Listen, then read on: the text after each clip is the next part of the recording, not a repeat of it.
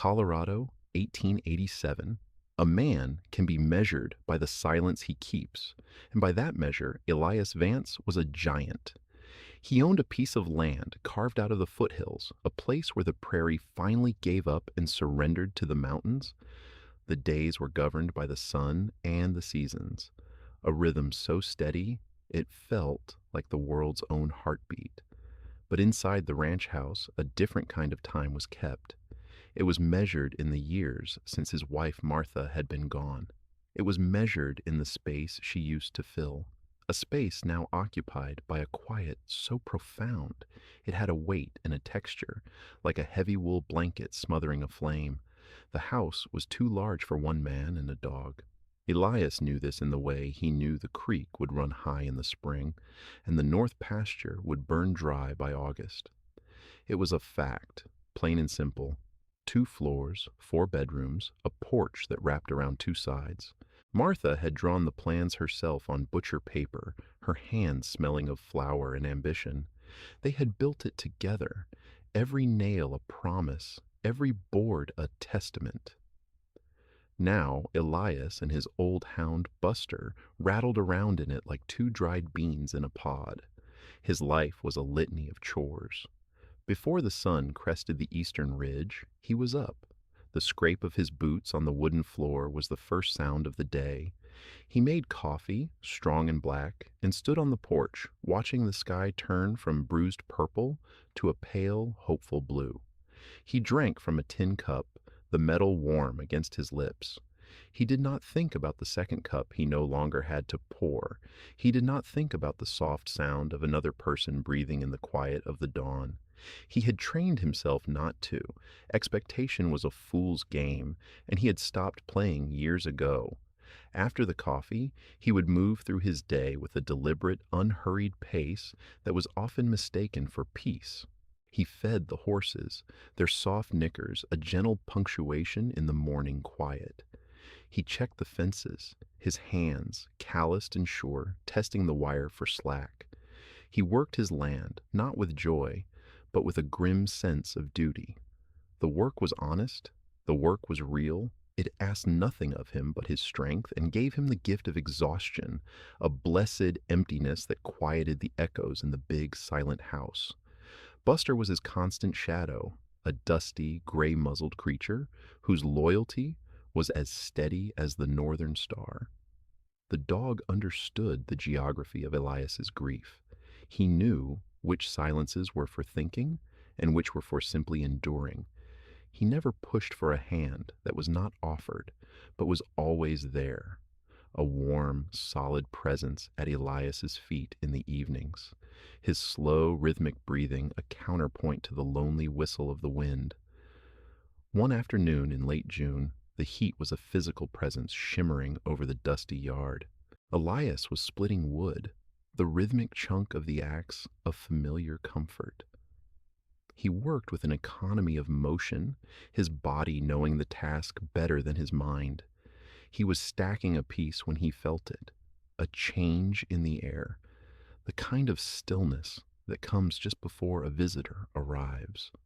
Buster, who had been dozing in a patch of shade, lifted his head, a low rumble starting in his chest. Elias straightened, wiping sweat from his brow with the back of his forearm. He looked toward the long, winding dirt road that led to the main thoroughfare. A figure was walking. Not riding, walking. That alone was unusual. People out here did not walk unless they had no other choice. As the figure drew closer, he saw it was a woman. She was young, maybe in her mid-20s, carrying a worn carpet bag.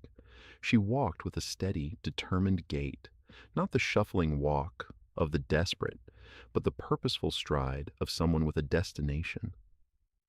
She wore a simple, dust-colored dress, practical and plain. A wide-brimmed hat shadowed her face. She stopped at the edge of his yard, just before the gate. Buster's rumble had become a quiet, questioning whine. Elias laid his axe against the woodpile and waited. He did not call out. He did not invite her in. He just waited, his face a mask of neutrality. He had learned long ago that most trouble arrived on 2 feet, asking for something. "Afternoon," she said. Her voice was clear, without the reedy thinness of exhaustion he'd expected. "Afternoon," he replied, his own voice rusty from disuse. She looked at the house, then the barn, then her eyes settled on him. They were direct. He felt as though she were taking his measure, not as a threat, but as a fact to be understood, like checking the sky for rain. "I'm looking for work," she said. It was not a plea. It was a statement. "I can cook, clean, mend. I'm good with horses. I'll do any work you've got." Elias ran a hand over his jaw. He didn't need help. That's what he told himself. He had his routine, his system. Letting someone else into it would be a disruption, a complication. It would mean noise in the quiet. It would mean another presence in Martha's kitchen. "Not hiring," he said, the words clipped. She did not look disappointed. She simply nodded as if she had expected the answer. She looked tired. He could see that now. There were faint, bruised-looking shadows under her eyes, but her shoulders were straight. "Do you know of anyone who is?" she asked. "Any of the other ranches nearby?" "Could be," he said, non-committal. "Hard to say." She gave another small nod. "Is there a place I could get some water before I move on?" It was a simple request, a human request. To deny it would be an act of cruelty, and Elias, for all his cultivated solitude, was not a cruel man. He gestured with his head toward the well pump near the house. "Help yourself." She walked to the pump, setting her bag down carefully. She worked the handle with a smooth, practiced motion, waiting for the water to run clear and cool before cupping her hands and drinking. She drank deeply, then splashed water on her face and the back of her neck. Elias watched her. There was a competence in the simple act, a lack of fuss. When she was finished, she picked up her bag and turned back to him. "Thank you, Mr." She paused, waiting. "Vance," he supplied, grudgingly. "Elias Vance." Her expression shifted. It was a subtle change, a flicker in her eyes, a sudden stillness in her posture. It was as if a key had turned in a lock he hadn't known was there. He felt a prickle of unease. "Vance," she repeated softly, the name a strange shape in her mouth. She looked at him again, a longer, more searching look this time. "You're certain?" The question was odd. A man knew his own name. "I'm certain," he said, his voice flat. She held his gaze for a long moment, then seemed to make a decision. She reached into a small satchel tied at her waist, her movements slow and deliberate. She pulled out a small folded piece of oilcloth. From within it, she extracted a photograph, its edges softened and worn with handling. She held it out to him. "I was told the man who could help me was named Elias Vance. I was told he looked like this." He didn't want to take it. Every instinct told him to turn away, to send her down the road and go back to the familiar solitude of his woodpile. But he was rooted to the spot. His hand moved as if of its own accord, taking the small, stiff card. The photograph was old, the image faded to sepia. It showed a young man, lean and hard-edged, squinting against a sun that wasn't there. He had a dark mustache and hair a little too long, falling over the collar of a rough-spun shirt. He was looking away from the camera, a defiant, restless energy radiating from him even in the stillness of the picture. Beside him stood a woman, her hand on his arm, her face etched with a love that was also a kind of worry. Elias's breath caught in his throat. The world seemed to tilt on its axis. The air grew thin. It was him, but it was not him. It was a ghost. A version of himself he had buried 20 years ago under a different name in a different state, under the weight of a better life he had built with Martha. The man in that photograph was a drifter, a gambler, a man running from a past he had created and then abandoned, A man named Eli, just Eli. He looked up from the photograph, his heart hammering against his ribs. He felt exposed, as if she had stripped him bare, right there in the dusty yard. "I've never seen this man before, in my life," he said. The lie felt like swallowing sand. The woman's gaze did not waver. It was not accusatory. It was patient, sad, even. "Are you sure?" she asked again, her voice gentle. My mother said his eyes were the same color as the sky before a storm. She said I would know him if I saw him. He handed the photograph back, his hand trembling slightly. "Your mother was mistaken. I'm not him." She took the photograph, her fingers brushing his. She carefully folded it back into its oilcloth protector and returned it to her satchel. She looked at the big, quiet house, then back at him. She did not argue. She did not press. "I see," she said. "Well, thank you for the water, Mr. Vance." She turned and started to walk away, her back straight, her steps just as steady as they had been when she arrived. Elias stood frozen, the silence rushing back in, but it was a different kind of silence now. It was filled with the ghost of a younger man and the lie he had just told. He watched her walk down the long road, growing smaller with every step. He saw the sag in her shoulders she tried so hard to hide. He saw the dust kicking up around her tired feet. He thought of Martha. He thought of the honesty that had been the bedrock of their life together. He thought of the big, empty kitchen. He thought of the way the woman had worked the pump handle with that quiet, unshowy competence. Buster whined, a sharp, insistent sound, and nudged his hand with a cold, wet nose. "Damn it," Elias whispered to the dog, or maybe to himself. He took a deep breath. "Wait," he called out. His voice sounded like a stranger's. She stopped, her back still to him. She did not turn around immediately, as if she needed a moment to gather herself. "The work," he said, the words coming out faster now.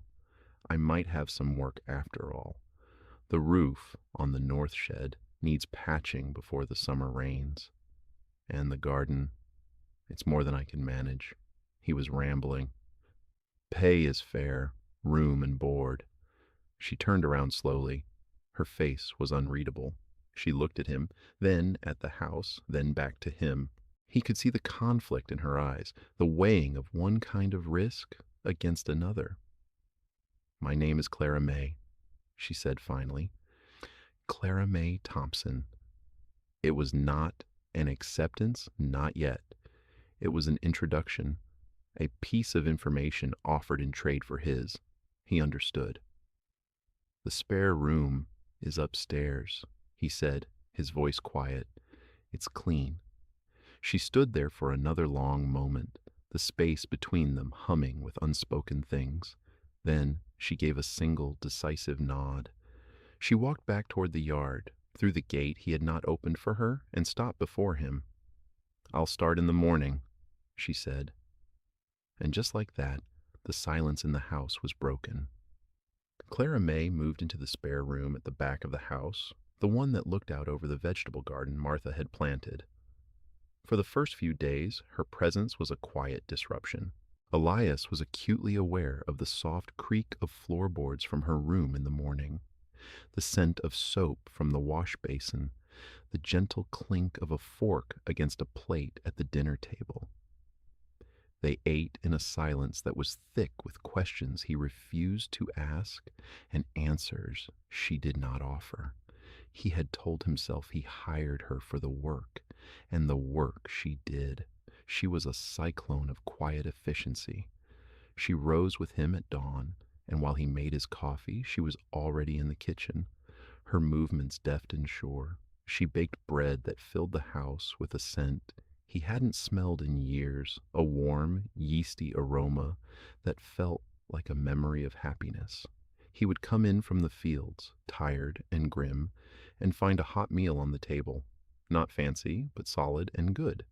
Stew, roasted potatoes, fresh greens from the garden she was already coaxing back to life. She never asked where anything was.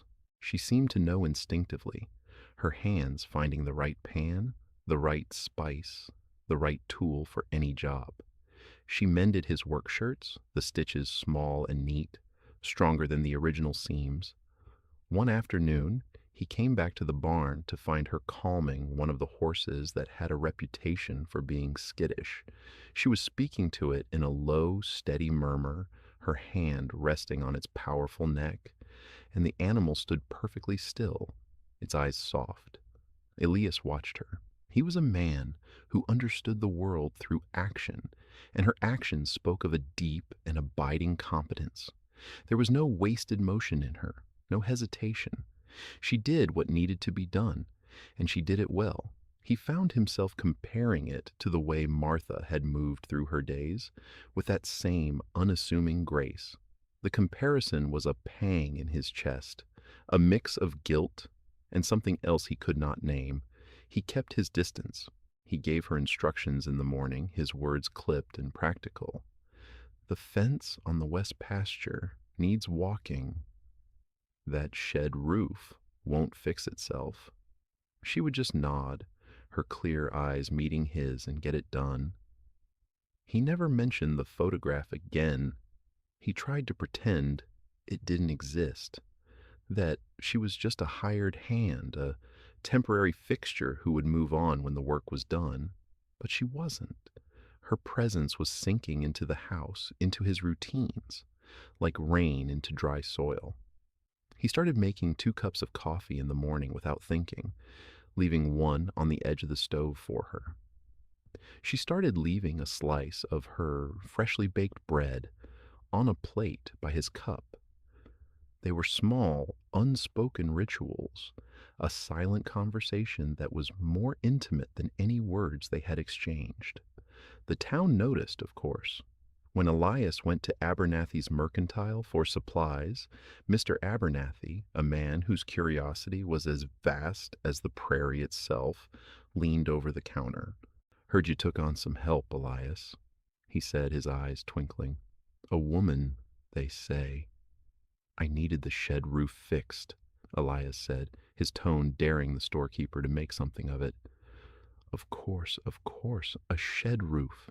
Very important," Abernathy said, nodding sagely. "Young woman, is she? Pretty?" "She's a hard worker," Elias said, ending the conversation. But as he loaded his wagon, he saw the looks from other townsfolk, the nods, the whispers. He felt a slow burn of irritation. His life was his own. His ranch was his own. But he knew it wasn't that simple. In a place this small, a man's life was public property. What do you all think? Is a small town's gossip a helpful thing? A way of keeping folks connected? Or is it just a nuisance? Let me know what country you're listening from today in the comments below. It means the world to know where this story is finding a home. Now, let's get back to it. Because Elias Vance is about to find out that some things are harder to fix than a roof. The irritation solidified into something harder when Jedediah Thorne came calling. Thorne owned the neighboring ranch, a sprawling, prosperous operation he'd inherited from his father. He was handsome in a slick, overconfident way, and he rode a horse that cost more than Elias's whole wagon. He rode into the yard one Sunday afternoon, dismounting with a flourish. "Vance," he said, with a nod that was more of a dismissal, "I heard you had a new hand. Came to see for myself." Clara May was on the porch shelling peas into a large bowl. She looked up, her expression neutral. Thorne tipped his hat to her. "Ma'am, Jedediah Thorne. It's a pleasure." He smiled, a wide, practiced smile that didn't reach his eyes. "It's not often we see a new face out here, especially one as lovely as yours." Clara May gave a small, polite nod and went back to her peas. The dismissal was so quiet, so complete, that Thorne's smile faltered for a second. Elias, who had been watching from the barn door, felt a strange, proprietary anger. He walked out into the yard, wiping his hands on a rag. "Thorn," he said, "what do you want?" "Just being neighborly, Vance," Thorn said, recovering his swagger. He turned his attention back to Clara May. "A place like this, it's a lot of hard work for a delicate thing like you. My ranch now, we have staff, cooks, maids. A woman like you wouldn't have to lift a finger." "I don't mind work," Clara May said without looking up, the peas making a soft, rhythmic sound as they fell into the bowl. Elias watched her. He saw the strength in her hands, the straight line of her back. She was the furthest thing from delicate he had ever seen. She was sturdy, like an old oak. Thorn saw a pretty face. Elias saw a survivor. The difference was vast. "She's not looking for a new position," Elias said, his voice low and hard. Thorn finally turned his full attention to Elias, a smirk playing on his lips. "Is that so? Are you speaking for her now, old man?" The insult was meant to sting, and it did. Old man. He was 20 years older than Thorn, at least. He was more than 20 years older than Clara May. The arithmetic of it was stark and undeniable. Before Elias could answer, Clara May stood up. She emptied the pea shells from her apron and looked directly at Jedediah Thorn. "Mr. Vance is my employer," she said, her voice calm and level, "and I am not interested. Thank you for the offer." She picked up the bowl of peas and went inside the house, the screen door closing with a soft clap behind her. She had handled it herself. She hadn't needed him. Thorn let out a short, humorless laugh. "Playing hard to get. I like that." He looked at Elias, his eyes full of condescending pity. "You watch yourself, Vance. A woman like that. She's not here for the scenery. She wants something." He mounted his expensive horse and rode away. Elias stood in the yard, the dust settling around him. "He wants something." The words echoed in his head, mingling with the image of the photograph in her satchel. He knew Thorn was right, in a way. She did want something. She wanted the man he used to be, the man he had lied about. That evening, the silence at the dinner table was heavier than usual. Elias could feel the weight of Thorn's visit, the unspoken accusations. He pushed his food around his plate, the good stew tasting like ash in his mouth. He had to end this. He had to send her away. It was the only sensible thing to do. She was a reminder of a past he had fought to escape, and her presence was a lie that was growing more complicated by the day. He was a fraud, living in a good woman's house, and he was letting this girl, this Clara May, believe he was someone he was not. He would tell her in the morning. He would pay her a generous wage and send her on her way to the next town, to another ranch, somewhere that was not here. The decision settled in his gut like a cold stone. It was for the best. It was the right thing to do. After dinner, he went out onto the porch. The sun was setting, painting the clouds in fiery shades of orange and pink. It was the time of day Martha had loved best. The in-between time, she called it. Not day, not night. A time for thinking. He heard the screen door open and close softly. Clara May came out and stood at the far end of the porch by the railing. She wasn't looking at him. She was looking at the sunset. They stood in silence for a long time, two solitary figures watching the day die. "It's beautiful," she said, her voice barely a whisper. "It is," he agreed. She turned to him then. In the fading light, her face was soft, her expression unguarded. She reached into the pocket of her apron and pulled out the oilcloth packet. His heart seized.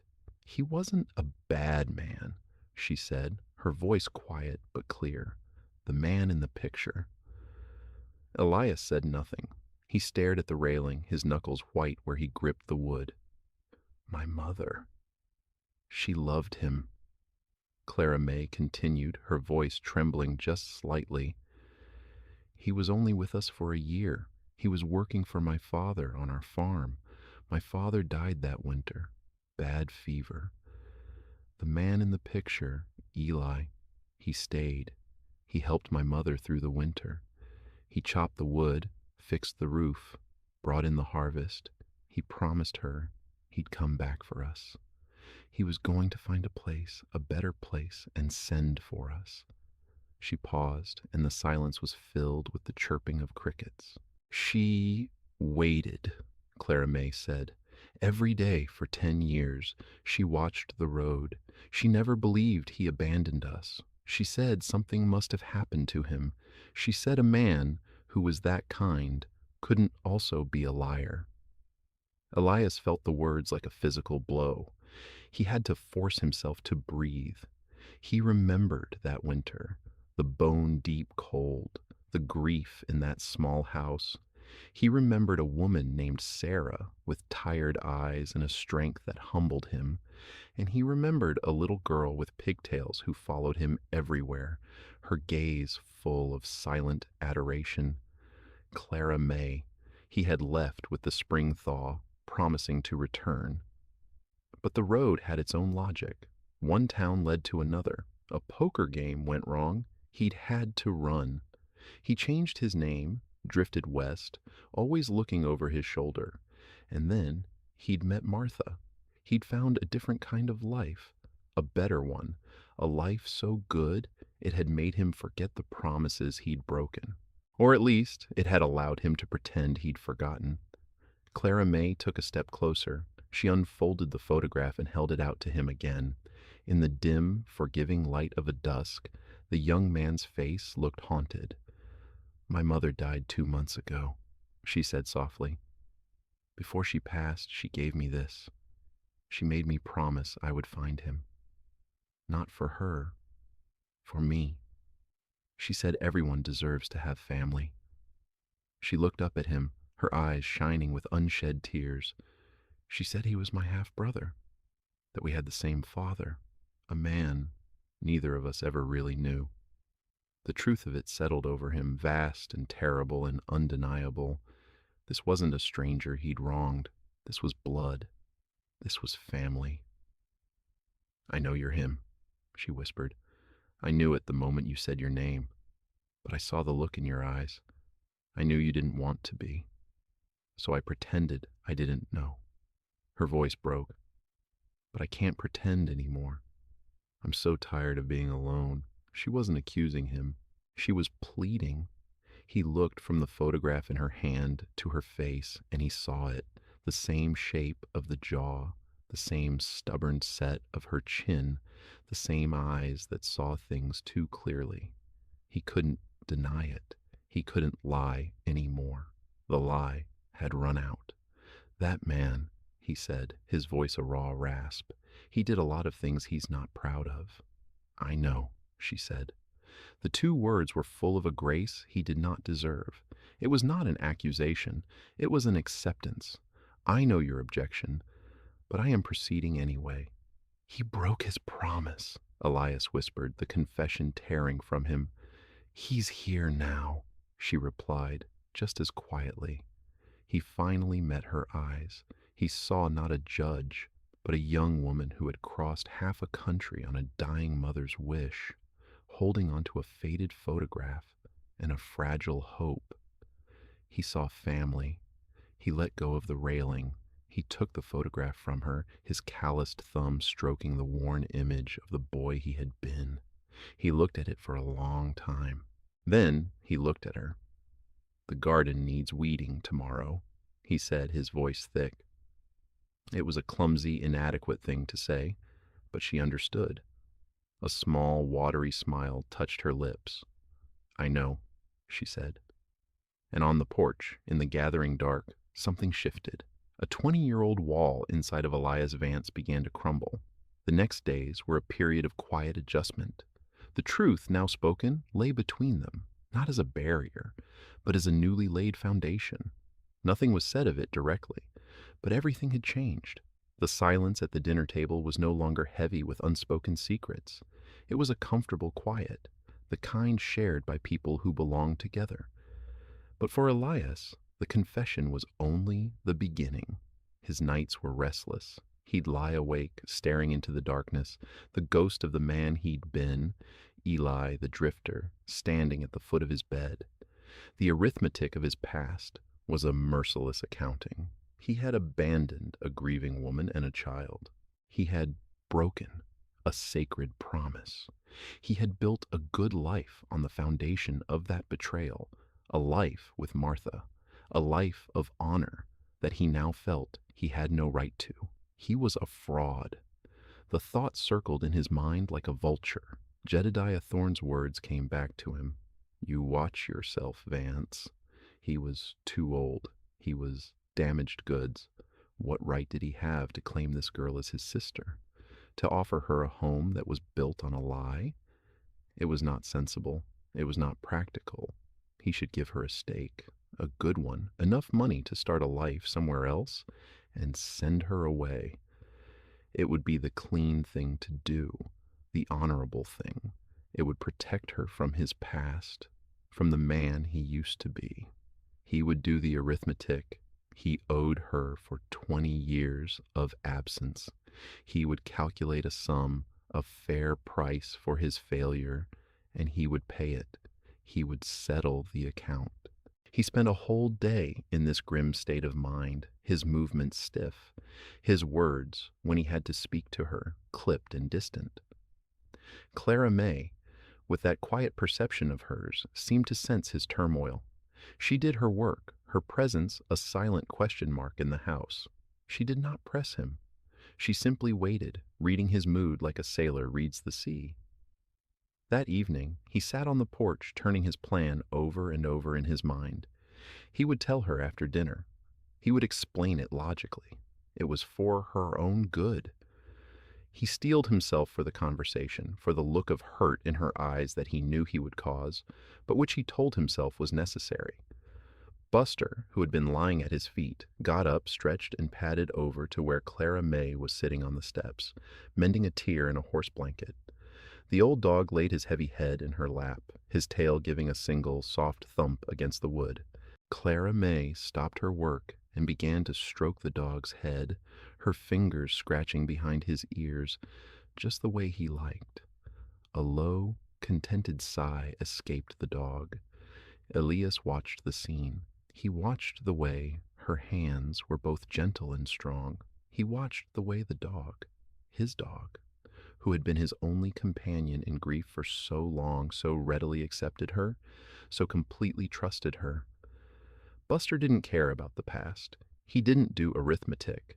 He knew only what was real right now. He knew kindness when he felt it. He knew who belonged. And in that moment, Elias understood. He had been doing the wrong kind of math. He had been adding up his sins, his age, the years of absence, an arithmetic of doubt. But there was another kind of accounting, the value of a person, the value of her quiet competence, her uncomplaining strength, her boundless grace, the value of the way she made the house feel like a home again, the value of family, showing up broken and tired on your doorstep and choosing to stay. How did you measure that? There was no number for it. It was a different kind of counting. It wasn't arithmetic, it was value. And the value of having her here in his life was immeasurable. To send her away wouldn't be honorable. It would be cowardly. It would be the second time he had abandoned her. He would not do it. The decision was not a lightning strike. It was a quiet sunrise, a slow, dawning realization that the past was a ghost, but Clara May was real. She was flesh and blood. She was here. He stood up. He walked across the porch and sat on the step below her. Buster lifted his head, looked between the two of them, and then settled back down, content. Clara May, he said, his voice low. She looked at him, her hands still on the dog. I was a different man back then, he began, the words hard to find. Young, foolish, running from a father I barely knew, from a life that felt like a trap. When I left your mother's farm, I meant to come back. I swear to you, I did. I know, she said. But things happened on the road. I got into trouble. I had to change my name. I met Martha. We built this place, and it got easier and easier to let that old life, that old name fade away. It wasn't right, but it's the truth. He finally looked at her, meeting her clear, steady gaze. I can't change what I did. I can't give you back those years. I'm not asking you to, she said. I know. He took a deep breath. This was it, the formal offer, not of money, of something more. This house, this land, it was ours, mine and Martha's. Now it's just mine. And it's too big, too quiet. He paused. A home needs a family in it. I haven't had one for a long time. He looked out at the mountains, their peaks purple in the twilight. If you'll have it, this is your home now, not as a hired hand, as my sister. Our home. He had made his offer. He held his breath, waiting. Clara May looked at him for a long moment. A single tear escaped and traced a path through the light dust on her cheek. She didn't wipe it away. She simply reached out and placed her hand on his arm. Her touch was light, but it felt like an anchor. I'd like that, she whispered. I'd like that very much, Eli. He flinched at the old name, but then a strange sense of peace washed over him. He was Elias Vance. He was also Eli. He could be both. He had been a man who ran, and now he would be a man who stayed. The next Saturday, Elias hitched the wagon. He told Clara May to put on her good dress, the simple blue one she'd worn to church. He drove them into town. He didn't say where they were going, and she didn't ask. He pulled up in front of Abernathy's mercantile. Mr. Abernathy was on the front porch, sweeping. Elias climbed down from the wagon and then, for the first time, turned and offered Clara May his hand to help her down. She took it, her hand firm in his. They walked up the steps together. "Afternoon, Abernathy," Elias said. "Elias?" "Ma'am," Abernathy said, his eyes alight with curiosity, taking in their Sunday clothes on a Saturday. "I'd like to introduce you to someone," Elias said, his voice steady and clear, loud enough for the others on the street to hear. He turned to Clara May, who stood beside him, her head held high. "This is my sister, Clara May Thompson. She's come to live with me." Abernathy's jaw dropped slightly. He looked from Elias's determined face to Clara May's calm one. He saw the family resemblance there, now that it was pointed out. He saw the truth of it. "Well, I'll be," the storekeeper said, a slow smile spreading across his face. "Your sister. Welcome to town, Miss Thompson. Welcome home."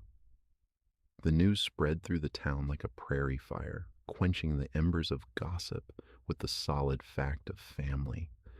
The whispers were replaced by nods of understanding and gestures of welcome. The community, in its own way, accepted the new reality. On the ride back to the ranch, a comfortable silence settled between them. The commitment had been made. It had been made public. As they turned onto the road leading to the ranch, Clara May spoke. "Elias Vance," she said softly, trying the name out. "It suits you." "It's the man Martha knew," he said. "Then he must be a good man," she replied. Elias looked at her, at this woman who was his sister, this stranger who was his family. And for the first time in 5 years, he felt the heavy blanket of grief begin to lift. 1 year later, the ranch was transformed. It was not just the new coat of paint on the house or the sturdy patched roof on the north shed. It was the life that filled it. Laughter was no longer a foreign sound within its walls. The scent of baking bread was a constant. The garden overflowed with vegetables, and pots of geraniums, bright and cheerful, sat on the porch railing. Clara May had brought more than just competence. She had brought warmth. She had a knack for it, for turning a house into a home. Elias found himself smiling more, the lines of grief on his face softening. He still missed Martha, ached for her with a dull, constant pain, but it was no longer the all-consuming void it had once been. It was a scar now, a part of him, not the whole of him. He and Clara May had found their rhythm. They worked side by side, a team. They had their disagreements. She thought he was too stubborn.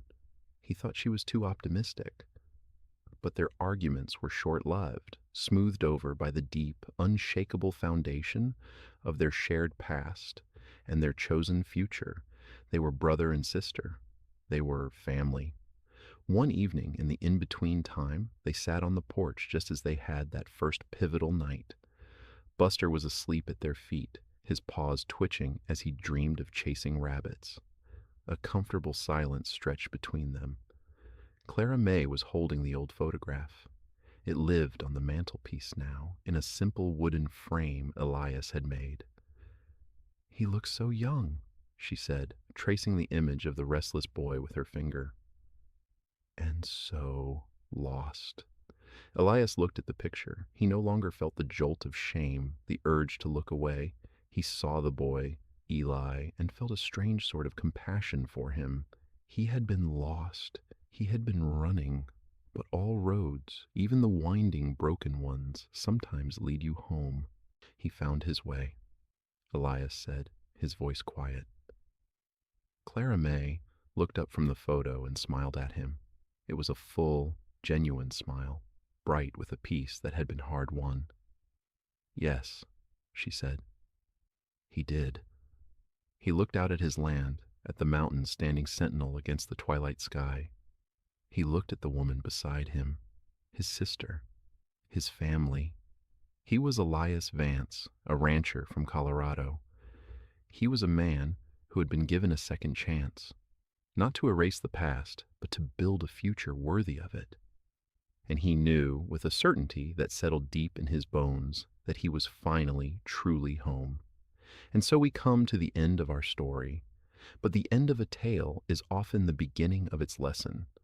Elias Vance was a man who believed his life was a closed ledger. He had loved, he had lost, and he had settled his accounts with the world. He lived by a grim arithmetic, the kind that subtracts and subtracts until all that is left is the stark, cold number of one. One man, one dog, one empty house. He believed this was his lot, the final sum of his life. He had stopped expecting anything more, because the math simply didn't allow for it.